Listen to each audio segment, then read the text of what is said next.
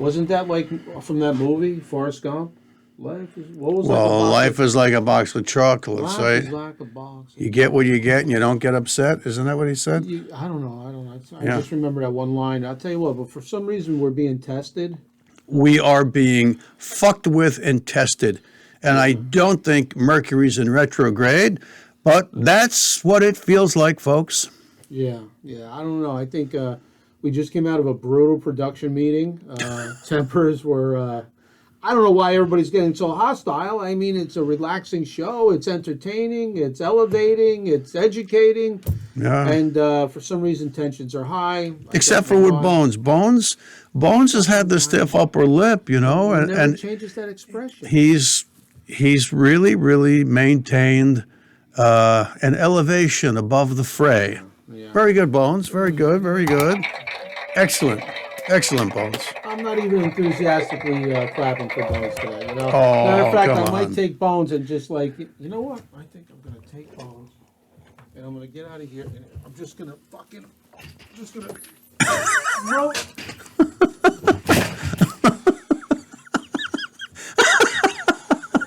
know what?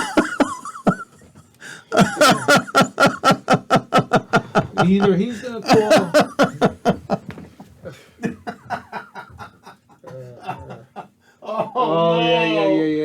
Yeah. Jeez. Sun's a little more. Now you got to, right about there. Yeah. All right, so it's been that kind of production. Now we meeting. got to put that to that song. Somebody. Yeah. So, The Shrek song. yeah. So that's what happens when you get in these meetings and people want to twist. Where you go?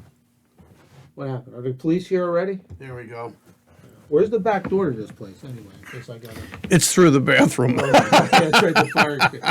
All right, yeah. You know what's going to happen, don't you? What? We're going to get phone calls and emails. Hurting You the know, skeleton preservation. Society. Absolutely. Yeah. Yes. Sometimes you just gotta, go to the mattresses. You know what I mean? I mean, sometimes you just gotta. I actually feel better now. I feel better.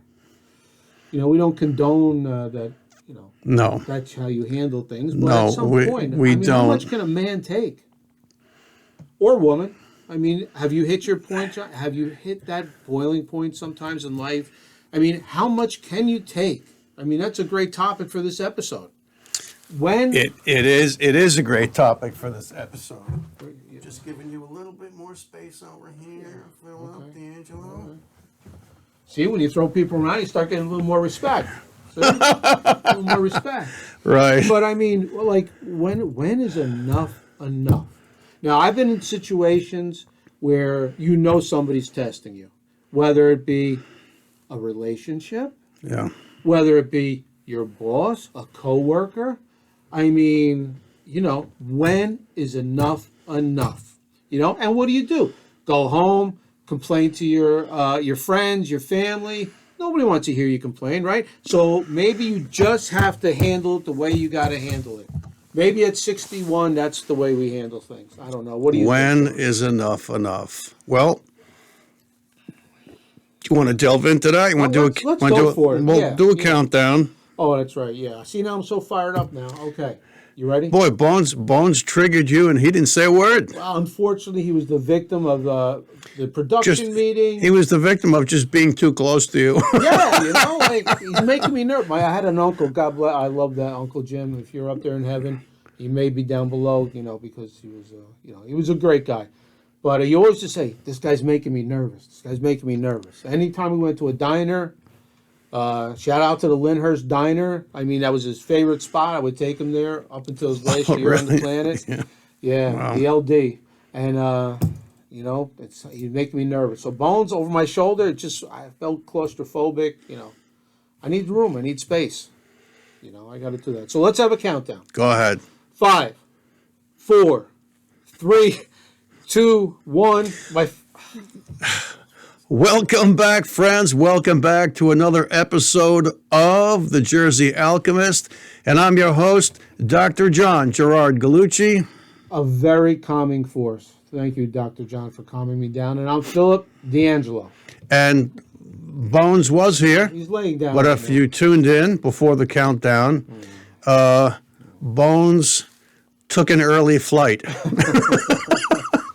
Yeah, he took a little trip, but that's all right. Like Arnold did in that movie. Remember, he killed the guy in the airplane, and he Oh, goes, yeah, yeah, "Don't yeah. mind my friend. He's dead tired."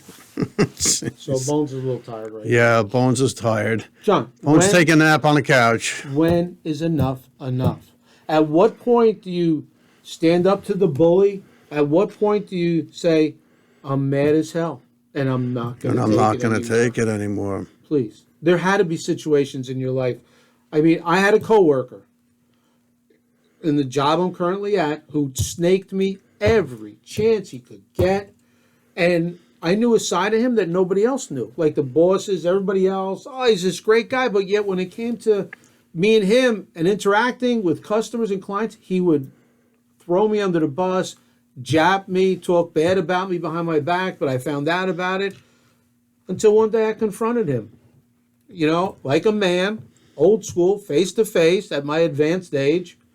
And, we settled the score. Needless to say, he never bothered me again. Right. I had to go to the principal's office, though. I had to sit down with the boss and explain myself. So that's what I did. I think everybody experiences that differently, and I think it's probably a detriment if you get pushed and triggered beyond your capacity, and you act out, and for some reason the universe seems to reward you for acting out. If you act out in an unbecoming way that lowers yourself to the person that was basically your assailant, right? Or your scoffer, your ridiculer, because we all know that they're all around. You lower yourself, and the world, or the universe rewards you for your actions. Now you got that button close by, kind of like the beep button. And it might be the reaction button. It might be the violence button. It might be something where you're going to start doing things that, to your supervisors, to your lords and masters, they're going to say, you know what? He did this once. We let him get away with it. He did it twice. He's out of here. He's out of here. And I think being rewarded for a hot reaction isn't great. And why do I say that? Because I'm my own victim. And I admit it. I am absolutely, ever since I was a kid, I was a hot reactor. It's probably the Latino genes that are within us. Certain people are stereotyped for hot reacting and others are not. So I think what I've developed over decades of being in high pressure zones. You can't get more pressured than the zone you were in. Academic zones, medical surgical zones, and those zones were full of assailants and ridiculers and scoffers and cutthroats, just packed from pre-med, pre-med studies in college to dental school, full of backstabbers, medical school, the same thing. All the way, even in my residency, I found that to be true. And then the last thing I expected was that when you become an attending and you have a relatively lofty position, that the people that know you well, that laugh with you, that you get invited to their house for dinner and you drink with them and all of that stuff, and your kids play with each other, and they're digging it into you. And so what I've developed over the years, like I said on the previous episode, I got my little notebook out and I take the license plate, the year, make, and model number of the vehicle that ran me over, and you put it into your computer bank and you go, well, okay. Now, if I allow myself to be put in a vulnerable position with that same make and model number that ran me over last time, whose fault is that? It's probably my fault. What's the expression? Fool me once, shame on you. Fool me twice, shame on me. Sure.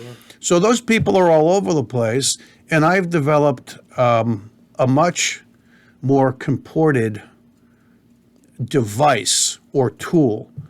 I market well who's messing with me, and when they least expect it, usually when we're alone chatting in an office, I'll bring it up to them.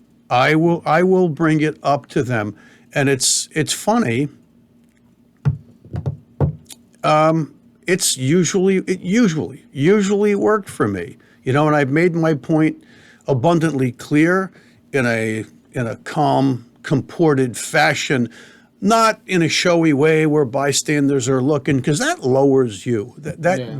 You fall down off the ladder, and but yeah, look, part of being a human being is to face and deal with people who just want to try to humiliate you and denigrate you and knock you off what they think are your pegs. And that's getting back to the previous or a previous episode about, none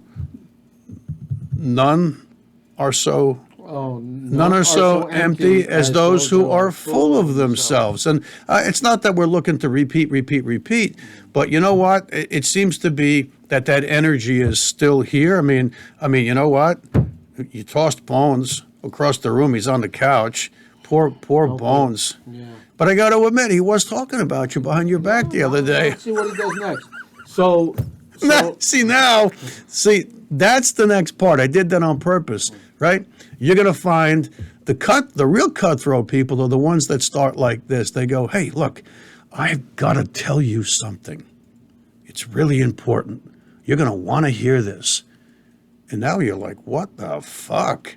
Okay, and you're leaning in, you're making sure the door is closed, and the person says, yeah, you need to know this. And then the next thing they say is, but don't tell anybody I told you. That's the hallmark of a sociopath with narcissistic tendencies, as far as I'm concerned. And you got to be careful, because all they really want to do, they're not trying to help you. They're trying to make you think that they're helping you, but they got that tin of charcoal fluid lighter for the barbecue or kerosene. Yeah, that's all it takes. And they're going all around your feet. That's right. Yeah. And the next thing you know, they struck the match, and now they're tossing it, and they're running as you're burning, and inside they're laughing at you. So anybody approaches you with, you have got to hear this. Somebody was speaking about you. You got to hear this. Close that door. Now you're gripped. But don't tell anybody. There's your assailant. There's your Brutus. That's the one. Because you don't know if what he's going to tell you is the truth. There's a good chance that it's either embellished or not true at all. So, all right, John. So in the workplace, it's probably a good idea. Have a conversation with somebody. Let somebody know that you know what's up. You know what's going on. So give somebody like a warning shot. Say, hey, please, I'd appreciate it.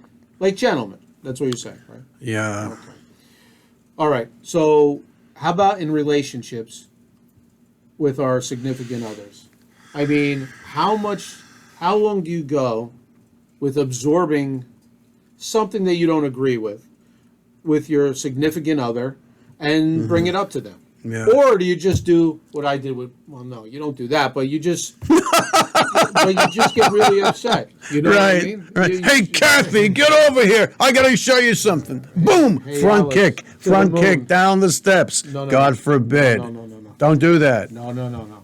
But I'm like, before you at least express how you're feeling. Like, sometimes you let something go once, you let something go twice. All right, it's no big deal. But okay, By the fourth or fifth time. Let me jump in here, okay? So, I think how we're gonna try to open that can of worms, right?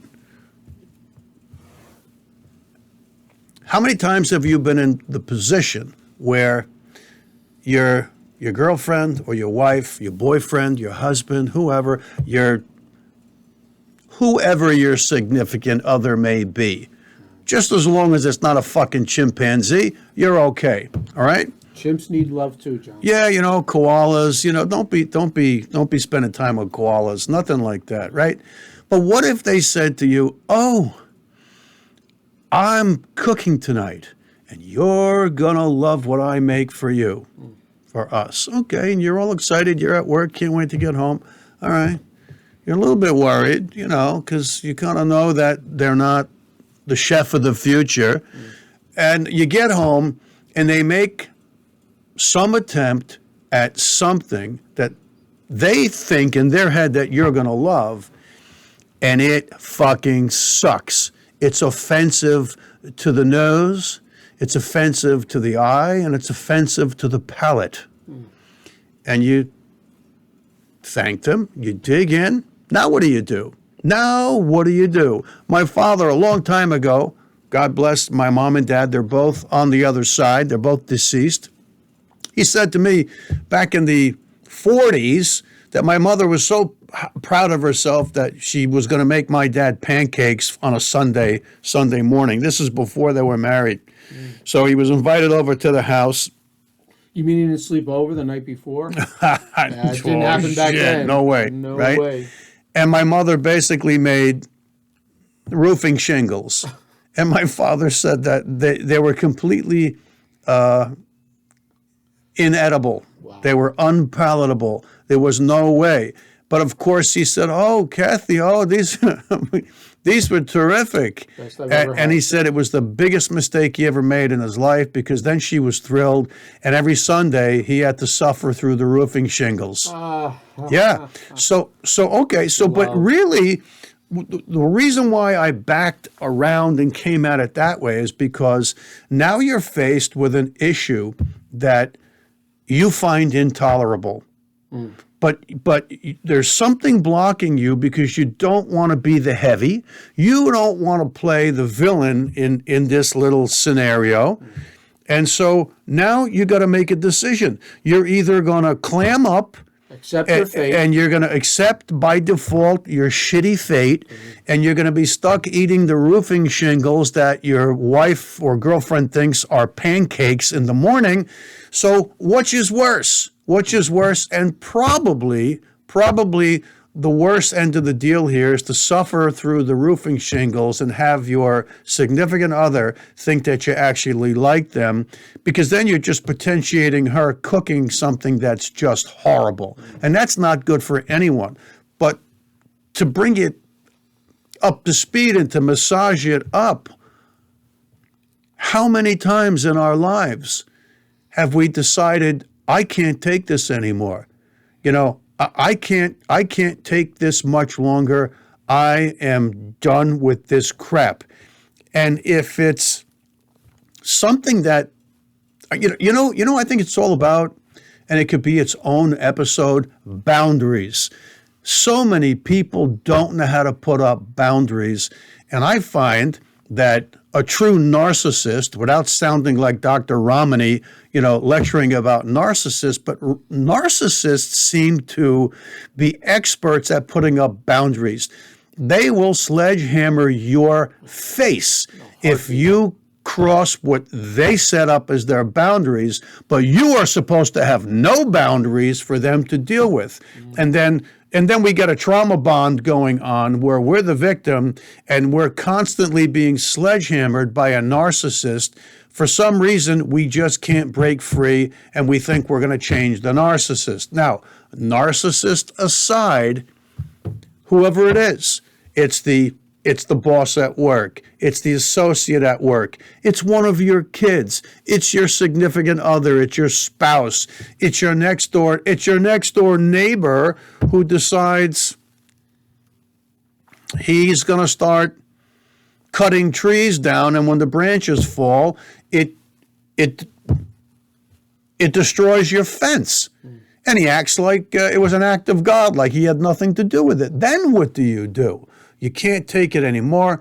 I would say, against our grain, we don't want to be the heavy. You have to stand up for yourself. You have to know your boundaries. And when that boundary is breached, you need to say something. That's what I think. As difficult as it is. Yes, 100%. Or, well, let's go down the ladder first, because the first people that came to mind were people at work that push you because they feel they can. They're not. It's not like really an intimate setting. Then it was relationships, people that you're involved with on the outside. Okay, but now you touched on it, John. Let's go to kids. About how a kid, a child, a son or daughter, sons or daughters, plural, will push your boundaries and get away, because we did it as kids. We try and get away with as much as we can, and we keep pushing and pushing and pushing. Now, our parents' generation, they didn't put up with anything. There were no, it was like one and done. You'll never do that again, or you're outside, or you're going to get the belt, whatever the situation was. The belt, oh God, but the belt. I know me as a father, you try not to be that severe. You let things go. And sometimes, John, I'd like to know your opinion. By the time you let it go too much, then it's too late. Then you have a child who feels entitled to do whatever and say whatever they want. Right. Unacceptable. No, and I think that there are gradations of issues. You got a kid like, the furthest I think I pushed provoking my dad, because, a household always runs more smoothly when there is kind of an omnipresent dictatorial power. I hate to say that, but it's true. Now, my mother was the best support crew for my dad, but my dad was the one who had the bottom line, end all say on everything, which is why on a previous episode about me having pork chops in my pockets as a small kid in school, I just couldn't stand eating my mother's pork chops or peas. So in order to get back at them, I cleaned my dish of the peas and stuffed them into my mouth. I stuck the pork chops in my pockets, and I went upstairs. Thank God nobody was in the bathroom. And I spit all the peas into the toilet, flushed them down, and left the pork chops in my pockets. And they were still there the next day when I went to school. And I got embarrassed at the water fountain when my teacher saw me pull pork chops out of my pockets. And what did she do? She called my mother. And my mother told my dad. So I got fucked anyway. And now I got double fucked because I made a big move against my dad's dictum that you will not leave that table until you finish your food. Who do you think you are? And that's exactly how we used to see it. Yeah. So at what point do you I think with kids, the way our parents raised us and their parents, get right to the jump. Maybe that's the way it should be with everybody, John, with our significant others and with our people at work. The second something is wrong, I think you have to stand up right then and say it. You have to step up. And what I meant by there are gradations of issues. Okay, little Johnny loathed putting his mother's canned peas in his mouth, forget about chewing and swallowing them, bleh, and he hated her pork chops. But I never really let it become anything other than anything higher or greater than that.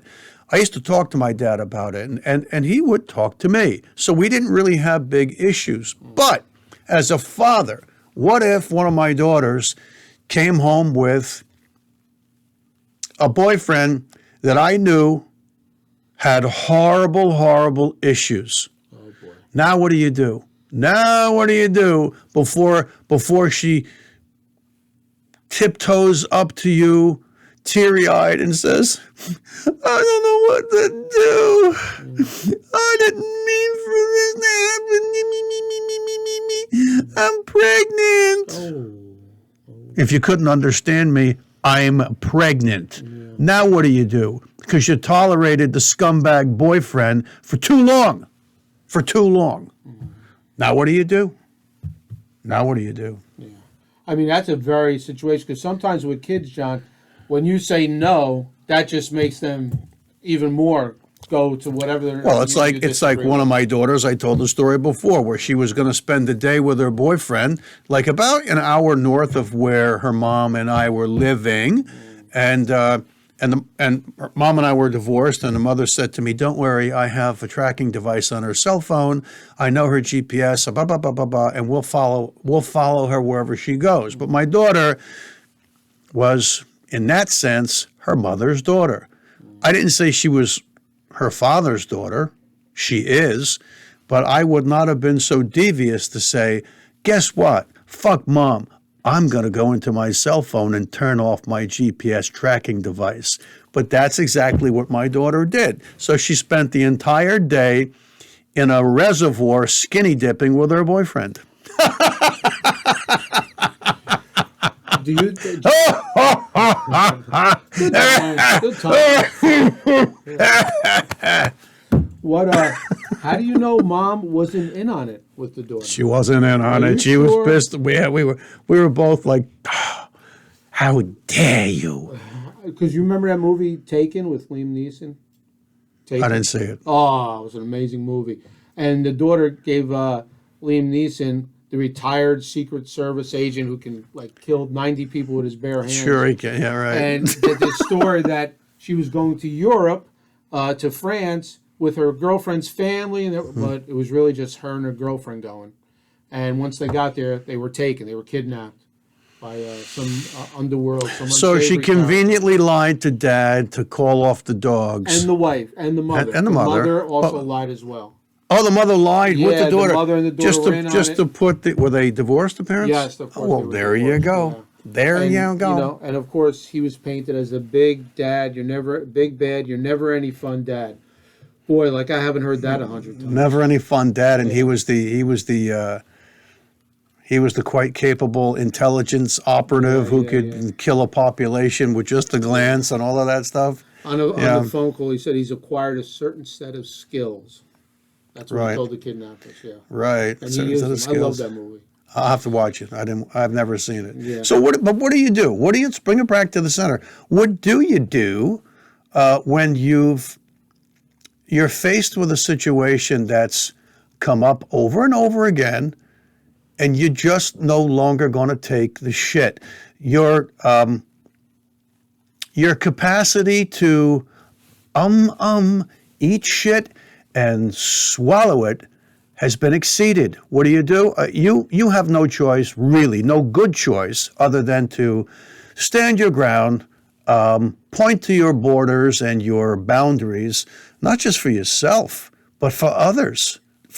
And then you have to, before you make your counter, you have to anticipate that this could be the end of the relationship, because a lot of times there are a lot of people out there, the only reason why they want you in their midst is to lift their leg and piss on you or shit in your face. You like that language?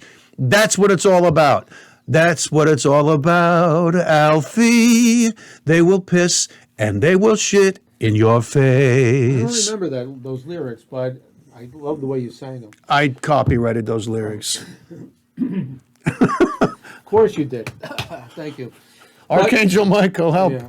So, John, I think the bottom line is, and this is something my father used to say, ultimately you have to look at the man or woman in the mirror.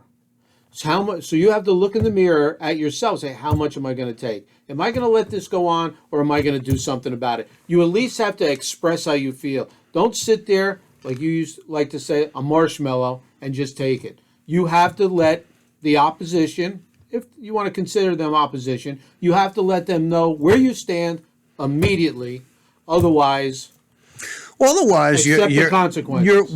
You're pumping up the pressure in the volcano. Yeah. Unless you deal with the issue. Now, let's say you've, at least in your mind, you've raised the issue every Sunday afternoon for 3 months, and it's still happening.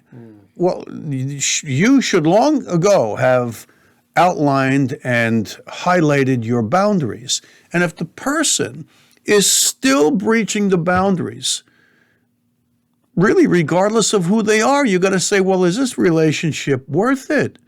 And you're really stuck. The only time you're really stuck, really stuck, is when it's one of your children. Because the universe gave you your kids.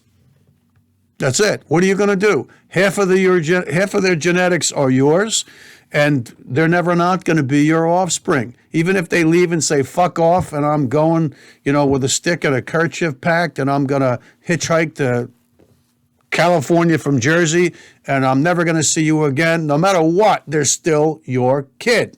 Your spouses come and go like changing fucking underwear. Sorry, gang, that's just the truth. Statistically, it's somewhere around 50%. Let's hear it from the beanheads out there that'll say, no, according to the recent statistics, no, it's 46% first time, and on second time marriages, it's really 80%. Fuck you. It's 50% in that area, okay? So what are you going to do? Spouses come and go. Significant others come and go. Don't attach yourself to another person in this game of duality so that you're suffering. There was an old war movie from, I think, the late 60s, and I think it was called No Man is an Island. It's like the World War II era. What a great movie. But, in some respects, okay, no man or no woman is an island, because we are all ultimately connected. But if things are that bad, you better learn how to be an island, at least long enough to expunge the other person from your energy field. Otherwise, God forbid, somebody with poor control is going to do something to get themselves thrown in jail. God forbid. Well said. John, if you had to alchemize this brutal episode on... It's a brutal episode. Yeah. All right, we're a little tense today, but I feel better now that we expressed it. See? Expression. If you had to alchemize this episode, my friend, how would you do it? Well, if you physically assail someone, I think you have to apologize. So... I'm not sure he's up yet. They're still working. I'm not sure he's conscious. Yeah. They're still working on him over there. Yeah. And there's one police officer, so I'm sure I'll have to fill out some kind of report.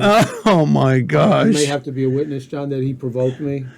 You just better hope to God. You do the right thing. You better hope to God that police officer didn't come here on a motorcycle and he's got a skull and bones tattoo. Because if he does, you're fucked, because he's part of that. He's part of that construct. Be the first time. We're going to alchemize this brutal episode. Okay. If the essential premise is to be here in service to others and not yourself, and while you're servicing others with your heart, somebody is pushing you and ridiculing you and scoffing at you and just kicking your ass over and over and over again, it is incumbent upon you as the recipient to define your boundaries.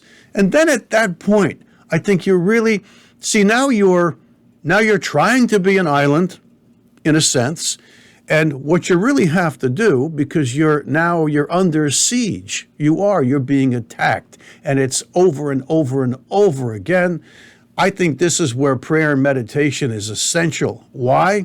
Because the greatest power in the universe is the one living God, the magnanimous creator, who is love energy itself. And you have to connect with Source and say, Holy Lord, help me define myself so that I know what my boundaries are.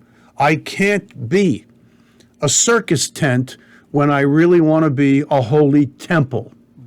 Right. So you got to pray, you got to meditate, get in touch with our Source. And then after you do that, and it becomes clear what your boundaries are, and you've made it crystal clear to those that are trying to foul you where the boundaries are. If they can't, I hate the word mitigate, sounds like Tony Fauci, but if they can't stop, if they can't back off, if nothing you've done or said, not even through prayer and meditation, gets them to back off, then you need to walk away. You need to walk away from now you have to consider that person or that circumstance noxious stimuli. What is noxious stimuli? Anything that is foul and hurts you or degrades you or cuts you or scrapes you. That's noxious stimuli. Avoid noxious stimulation, and that includes the people that are in your life. That's it. Well, John, Amen. Well said, John. Thank you for a fabulous episode. Yeah. And thank you for letting us vent, or me vent. I feel much better now. And taking it out on Bones. The therapy session. I'll be right there, producer. We'll settle this once and for all. I tell you, you're really going to have to apologize. Yeah. You're going to have to buy him dinner. Yeah, again. Thank you for watching The Jersey Alchemist. If you like what we're doing, like, follow, and subscribe. And share. And share. Thank you. All right. Peace. See you guys.